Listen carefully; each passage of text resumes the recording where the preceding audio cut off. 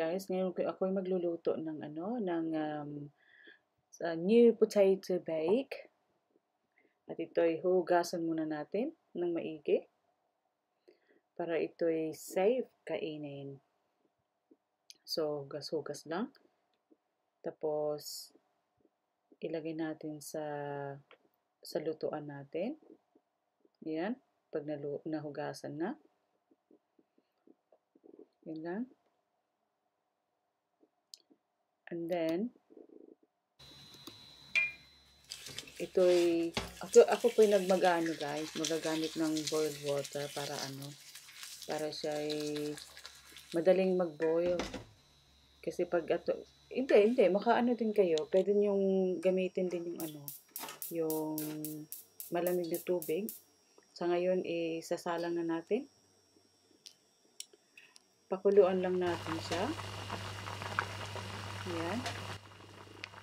Pagkatapos, maghiwa ka lang ng garlic. Buong garlic yun guys. Lang natin. Hiwain lang natin ng half. Tapos, gagamit din tayo ng rosemary. Gagamit tayo ng rosemary dito. Tapos, ilagay lang natin yung boiled potato sa Pyrex.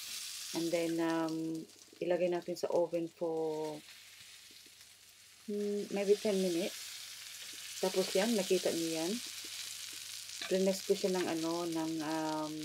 mashed potato, yung ginagamit sa mashed potato. Yan, imamas lang natin. And then, yan, plus some black pepper and salt. And more olive oil. Gumamit pala ako ng virgin olive oil dito. Para mas medyo healthy siya.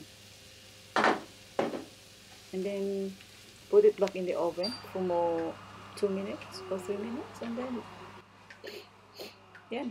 Ready na tayo guys. Ganyan lang kadali yung mag-roast ng potatoes. Lagi niyong tandaan, lagyan natin ng rosemary kung meron kayo kasi mas mabango. Ayan guys. And then ngayon, magpi-platings na tayo. Kasi yung kasama ko vegetarian yun. So, gumamit ako ng luto ako ng halloumi para sa kanya. Ayan. Inlagay lang natin sa plate. Siyempre, i-arrange natin para medyo maganda naman yung pagka-platings niya. Ayan. Ilagay nyo lang yung yung niluto yung halloumi. And then gumawa pala din ako ng mango salad. So ilalagay natin dun sa gilid ng plato. Ayan, kung nakikita nyo, gamit ko yung kamay ko. Kasi mas komportable akong gamitin yung kamay ko kaysa magkutsa-kutsara. Malinis naman yung kamay ko, guys. Kaya yun, tingnan nyo. Diba maganda? Healthy siya, guys. So, yan lang. Kunting tip para sa inyo. Thank you for watching. Bye.